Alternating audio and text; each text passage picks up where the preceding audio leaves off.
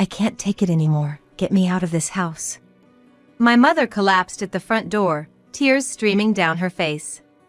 What's going on here? Why are you treating Mom like this? She's not a slave, you know?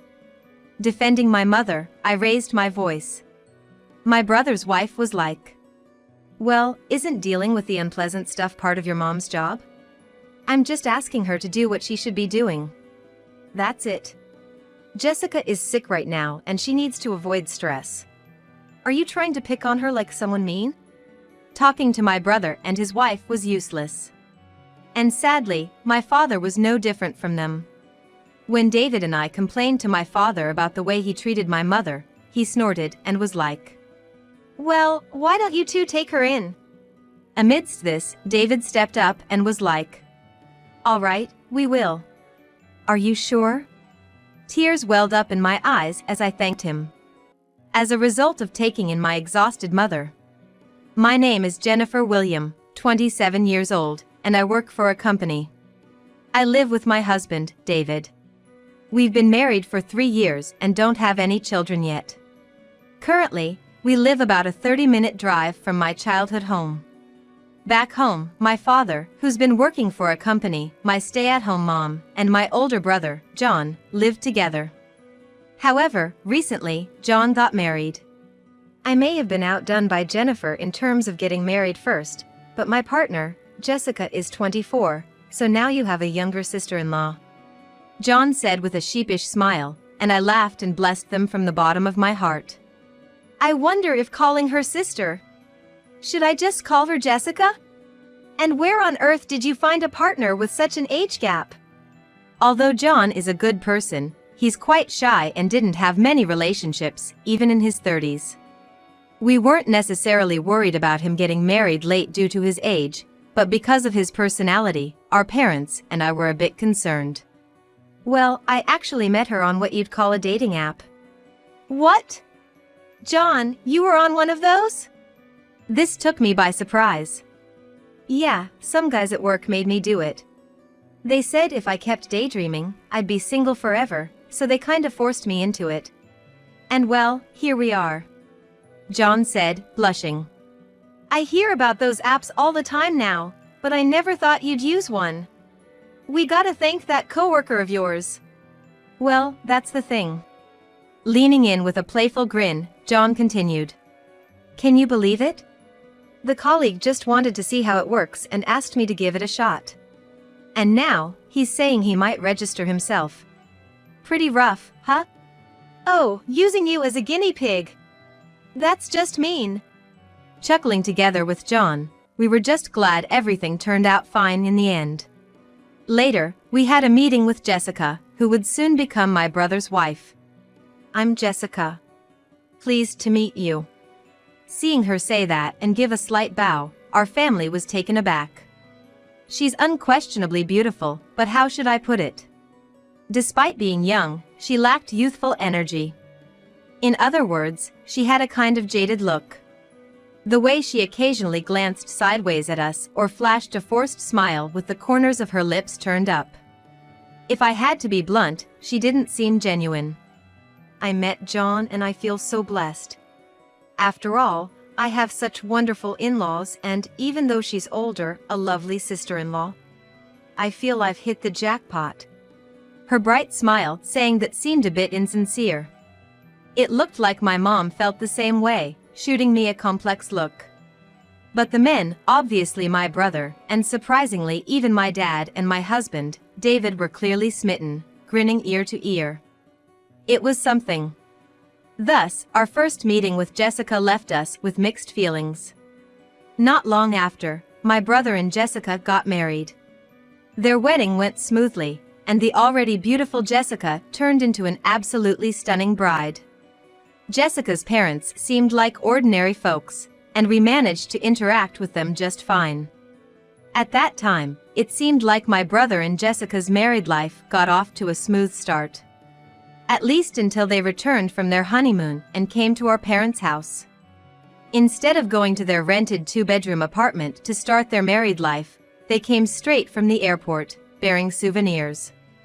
And my brother was like, Jessica's pretty tired from the trip. We'd be grateful if you let us eat something here today. They stayed in the guest room, and it seemed they never left after that. Sorry. It was my first time traveling abroad, and I've got some serious jet lag. Jessica looked so miserable that my mom couldn't send them away. But after that, they showed no signs of leaving. I only found out about this 2 months after they returned from their honeymoon. What? They'd been there the whole time? Apparently, Jessica's quitted her job and used our parents' guest room as her own, sleeping, waking up, eating, and bathing whenever she pleases. What on earth was happening? With my job and my own family, I hadn't visited my parents for a while, so I had no idea about this situation. My mom tried asking my brother about it a few times, but he was like, "Jessica's just tired from adjusting to all this. Can you cut her some slack? Or do you want to be called a meddling mother-in-law who kicks her out?" Even my dad was like, "Well, she's family now. Let's just see how things go for a bit more." Either way, it was hard to tell what was really going on from my mom's account. I promised to visit my parents' house to see the situation for myself and then hung up the phone. That weekend, David and I pretended to be unaware and visited my parents. I dropped by around 2 p.m. on Saturday. It shouldn't be an odd time. I've visited around this time before, sometimes leaving after just having coffee, and other times staying for dinner. Since I lived nearby, I seldom spent the night, though I did occasionally before my brother got married. As usual, I entered through the front door and headed to the living room where John was seated. "Oh, John. You're here? How's married life? How's Jessica?" I intentionally greeted my brother that way. "Yeah, not bad. Jessica's doing good."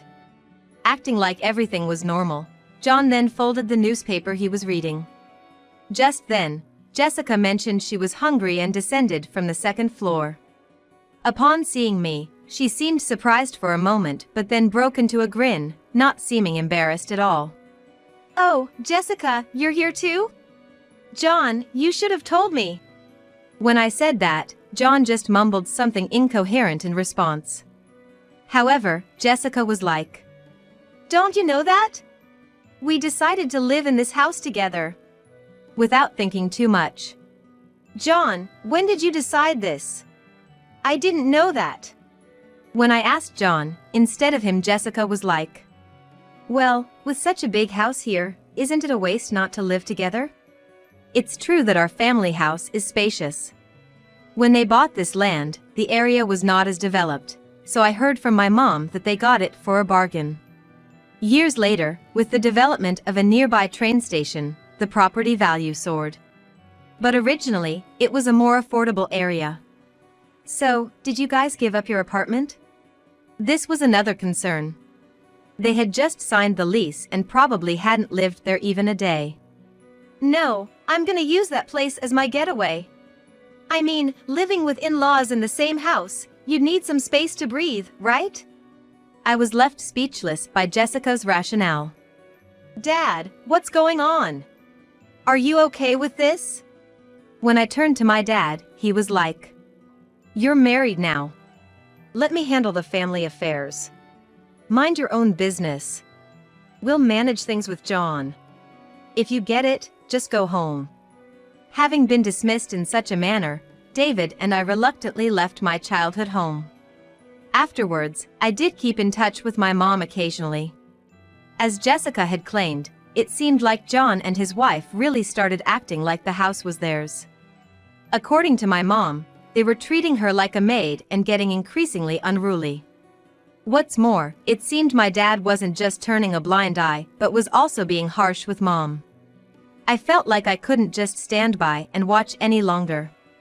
David and I made plans and decided to head to my family home.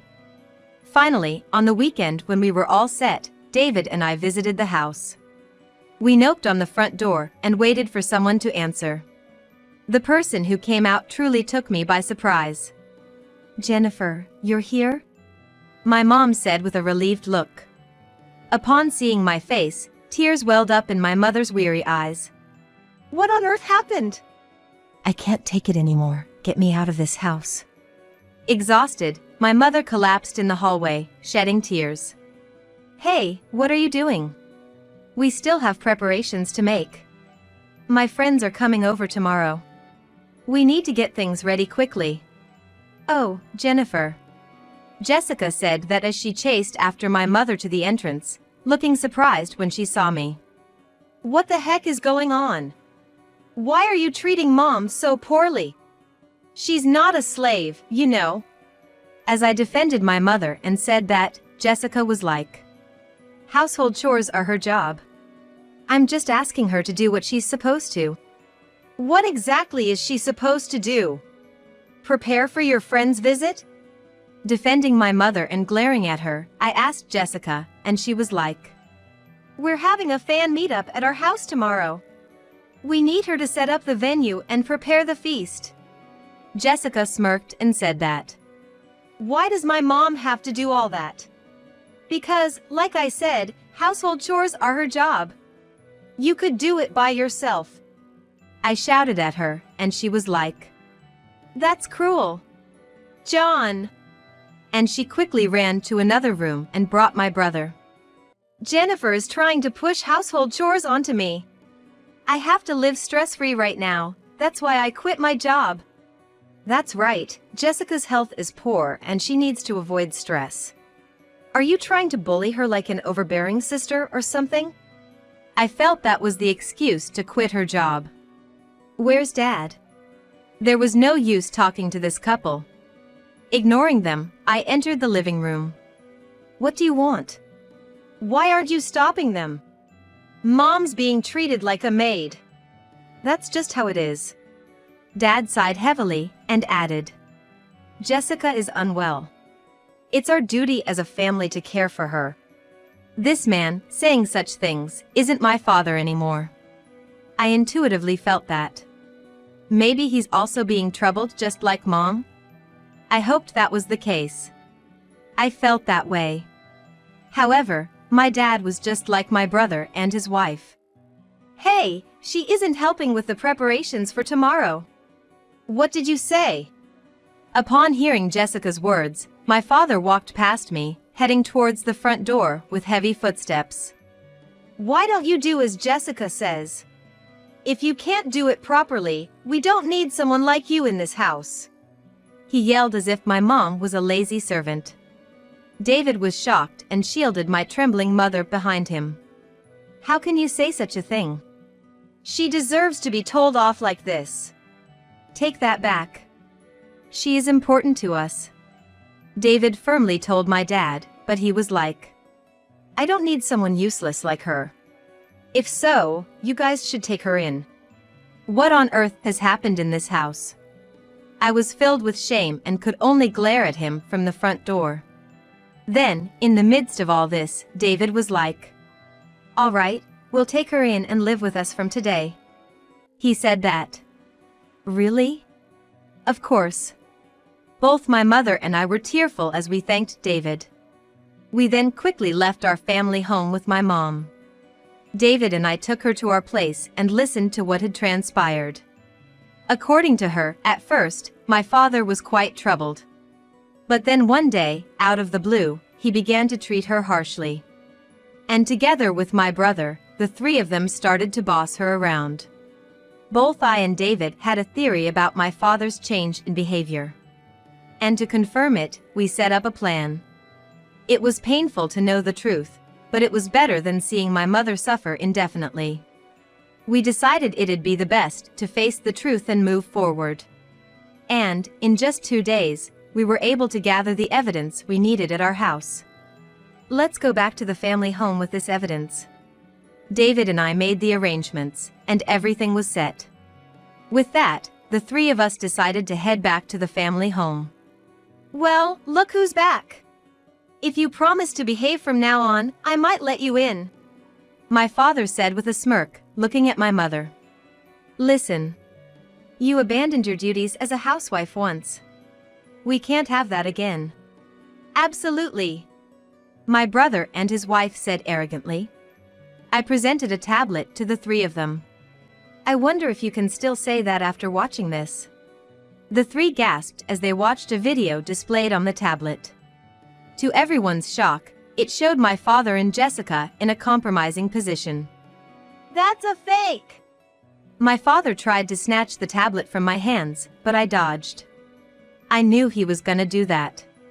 Jessica, with her face pale, glanced nervously at my brother. No way! This is one of those deep fakes Jennifer made, isn't it? Yeah, it is! Jessica desperately nodded her head up and down in agreement with John's statement. If you think so, then maybe you should listen to this next. I then played an audio clip from the tablet. It's a good thing we got rid of Mom successfully. Yeah, I thought if we pushed her around like that, she'd leave eventually, but she was tougher than I thought. The two chuckled together at their shared secret. Now we just need to make sure John doesn't find out about our relationship and keep it going. Absolutely. Since we can spend our days together, I don't think we need that apartment anymore. Surprisingly, it seemed my father and Jessica had been having secret meetings in the apartment they rented as a newlywed home. That's a lie! Jessica tried to lunge at me, but David stepped in to stop her. If you're saying this is also a lie, should we get an expert to verify it? You've invaded our privacy with cameras and bugs. That's a crime. When did you plant those? No, I didn't do anything shady. That's right, I hadn't planted anything. I have a smart speaker here that I set up for my parents. You know about it, right, Jessica? Yes, the handy device that can be controlled by voice. When I came here the other day, I simply changed its setting to monitoring mode. What? Jessica seemed to have enjoyed using the voice-controlled smart speaker for its convenience, but my main intention in gifting it was exactly this. So, I set it up to watch over my elderly parents. I can operate it from my device and turn on its video and audio recording functions in this room. I wanted David to somehow get everyone out of the living room, so I had him wait by the front door. But it turned out everyone gathered there on their own, making my task easy. I didn't know it had that function. That's sneaky. Who's the sneaky one now? I stared hard at Jessica. Dad, Mom says she's gonna divorce you, so let's proceed with the paperwork. I don't care. Do as you please. But don't think you can ever come back here. No, you've got it wrong. The one who's gonna leave is you. My previously silent mother spoke firmly to my father. Don't think I've forgotten that the land this house stands on is in my name. What? Jessica's eyes widened in shock. Why are you surprised? You have no stake in this house, do you? Of course I do. I'm the bride of this house. I have the right to live here. No, you don't. This is our parents' house, and this land belongs to my mother. You don't have an ounce of right to it. When I said that, Jessica clicked her tongue in annoyance and was like, Fine, John will inherit this place one day anyway. Then it'll be mine. John, let's go. But John was like, I think we have things to discuss too. To Jessica. With a pale face, Jessica was like, It's a misunderstanding, John. It's a lie. Please believe me. But it was unlikely John would ever trust her again. As a result, both my mom and dad, as well as my brother and Jessica, ended up divorcing. Of course, that video and audio recording were used as evidence to show the lawyer who assisted their divorce. Dad eventually admitted the property rights of our family home to my mom by division of property. Originally, the land was under my mom's name, but the house, being 35 years old, wasn't worth much, so that alone wasn't enough. On top of that, they drafted an official agreement that he would continue to pay the remaining amount in monthly installments. Dad moved to a small apartment, where he'll likely live alone for the rest of his life. That family property was originally bought a long time ago by my mother's father, in other words, my grandfather, for his daughter. My parents built a house there when they got married, and then my brother and I were born. Everyone thought of us as just a regular family, with a normal life. Nobody expected things to turn out this way. Our ordinary family was shattered because of one woman, Jessica, entering our lives. My brother also proceeded with division of property through their lawyer. Jessica's parents felt genuinely sorry, and both of them deeply apologized. From what I heard, Jessica had a history of flirting with guys from a young age. Her mom cried, saying that when Jessica announced she was going to marry a seemingly responsible office worker like my brother, they were relieved, hoping she had finally settled down. And I believe that initially, Jessica probably wanted to marry my brother for his steady income and desired a life without hardship. Her father pleaded with me to believe that. But she just couldn't hold back her true nature. True, I get where your brother and your dad are coming from. There's something about Jessica, I don't know, that draws men in. David added. Right, I remember when you first met her. You were all smitten too, weren't ya? I teased. Well, that was... I'm sorry. David admitted, looking embarrassed. Seeing David genuinely apologetic, all I could do was chuckle and forgive him. This ordeal made it clear to me that there really are such people in the world. Not defending him, but my dad wasn't the type to usually fall for women's allure. Even my mom acknowledged that. Yet, before we realized, he had fallen under Jessica's spell. And while my brother does regret bringing such a woman into our house and not supporting our mom more, it doesn't mean his actions are forgivable. My brother suffered how to pay for his sin to my mom. My mom initially kept a distance from my brother for a while, but she insisted that she wouldn't be able to move forward with mess. I'm really scared of how I was. Even when Jennifer showed me that video, I was still willing to believe Jessica, thinking it might have been a deepfake. If it wasn't for the audio recording and the voice match, I might have still believed her. Saying this, he looked sad.